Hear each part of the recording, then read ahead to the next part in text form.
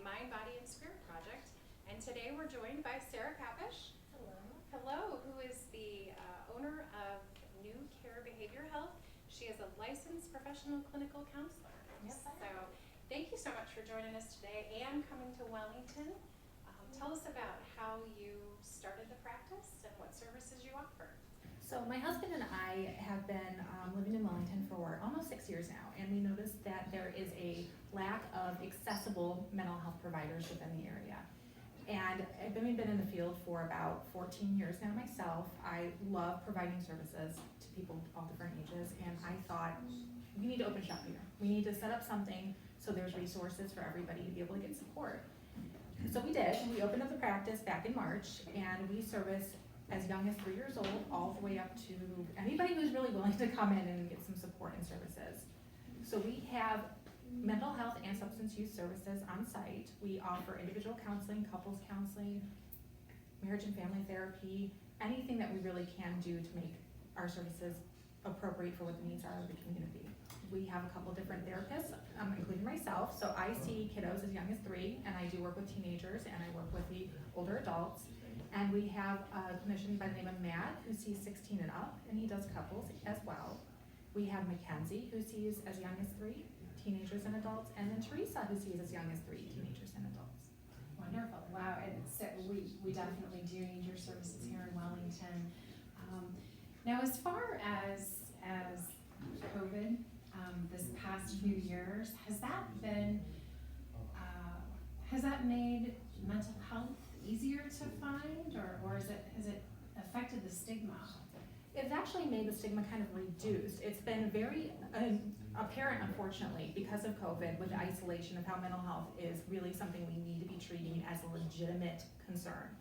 So it's been wonderful for promoting services and resources, and in the sense of accessibility, it's been great now with the advent of telehealth. Telehealth has always been a thing, but not everybody offered it. Now throughout the state of Ohio, you can find it almost anywhere with any provider. Like, we offer it, so it makes counseling, you can do it over your phone from the comfort of your own home. So whereas before you had to go somewhere, you had to be in person, if it's appropriate for you, you can get it now just anywhere you're at. The downside is because of COVID, what we've seen, just like with everywhere else, is reduced staffing numbers. So it's harder to get appointments because there's fewer people offering appointments. Oh, okay, wonderful. I was wondering that because I know the commercials, it's okay to not be okay, Yep. have been more prevalent. So I guess there has been some good things that have come out of COVID. Absolutely, and there's actually a new emergency number for crisis, for mental health crises in the state of Ohio. It's 988, just like you would dial 911. Okay. It's called 988, and you're immediately connected for mental health support. Wonderful. So as far as working with students in particular, and thank you to the digital media class who is hopefully editing this and making us look fabulous. But what are some things or some tips that you might have for students in particular? So for students in particular, and I'm going to address this as if I'm talking to the class, it'll just be easier for me.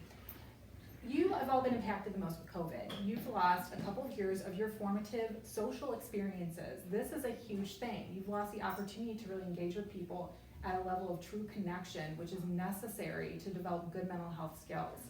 So you guys really need the mental health support, probably more than most of the population right now. So for your students, all of you, I would encourage you, make sure you're building strong friendships, utilizing your friendships, being a good friend. Make sure you're taking care of yourselves, sleeping well, eating well, being involved in activities, and make sure you're being practical with the workload that you can actually take in school. I see a lot of young teens who are very ambitious right now, which is great, but then they overdo it, and then they lead to burnout. And even though the mental health support is here right now, it is harder to come by because you are considered a specialty population. We want to make sure that we have people who can treat our teens, but treat them with dignity and respect. So you guys really should be caring for yourselves and caring for each other. You deserve it. Wonderful, great advice, thank you. So another thing that may affect the younger populations is social media. Do you have any tips on how to know when you need to unplug? Oh yeah, so social media is an unfortunate good, bad kind of a thing. It's wonderful for the resources and the access you have to the outside world for information. It's readily available 24/7. However, once you fall down that comparison tunnel, that's when you need to shut off the social media. There is always somebody to compare yourself to. There's always gonna be somebody taller and smarter and richer and all these things. But that is a thief of joy. Comparison will make you miserable. So once you find that that is your go-to, that you're just looking as a voyeur almost, you're watching from behind that, fence outside, you're no longer enjoying social media to connect with your friends, that's when you need to turn it off and get away from it. Interesting. So I know one thing that's affecting many of us is the weather and the gray dreariness. It's January. How can we all get through the winter blues? Oh, definitely. So I always call March my hopeful month because that's when we, have the daylight savings time kind of rolling forward. I'm sure it ends or starts. I'm really bad with that.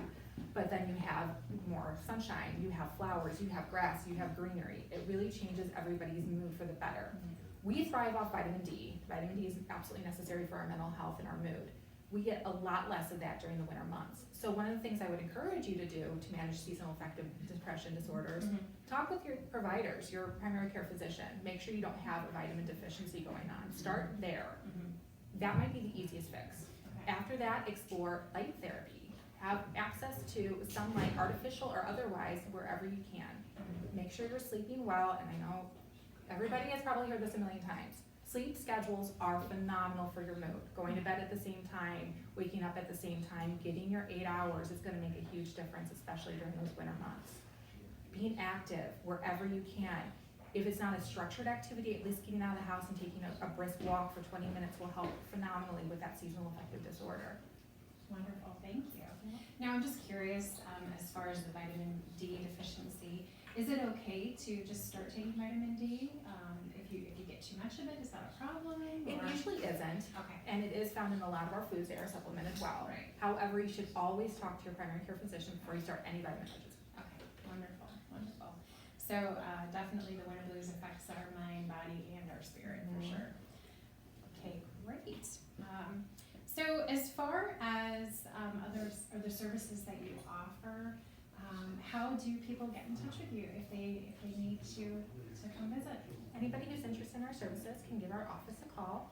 We are located right in the heart of Wellington on Dixon at the old Mercy building. You can reach us at 440-828-0012. You can request an appointment through our website at www.newcarebh.com. Wonderful. And Sarah mentioned that they are in the heart of Wellington. It's kind of behind the old hospital. It is. So very close to the Duke's Stadium. It is actually. Yeah. When I do some walking sessions, we like to get creative, and we walk right past the old stadium. Nice, nice. So you said you've lived in Wellington for 6 years and have a practice since March. What are your kind of plans and hopes for the future? We're hoping for the practice to bring on some more therapists because we're already finding that we are having to reduce, we don't have a wait list, but we're having to reduce the availability we have of appointments. Okay. So we're hoping to add on more clinicians. We're hoping to be able to take more insurances because while we do take quite a few, there's still some that we haven't been able to take just yet. Okay. And we really want to make sure that we're offering the services the community needs so that that is partnering with other agencies and resources to make sure that we can have some good wraparound care. Wonderful. Thank you so much. Well, I do appreciate you being here today, and I hope that any student or family members or staff will reach out because it is okay to not be okay, and certainly important to take care of yourself and so you can take care of others.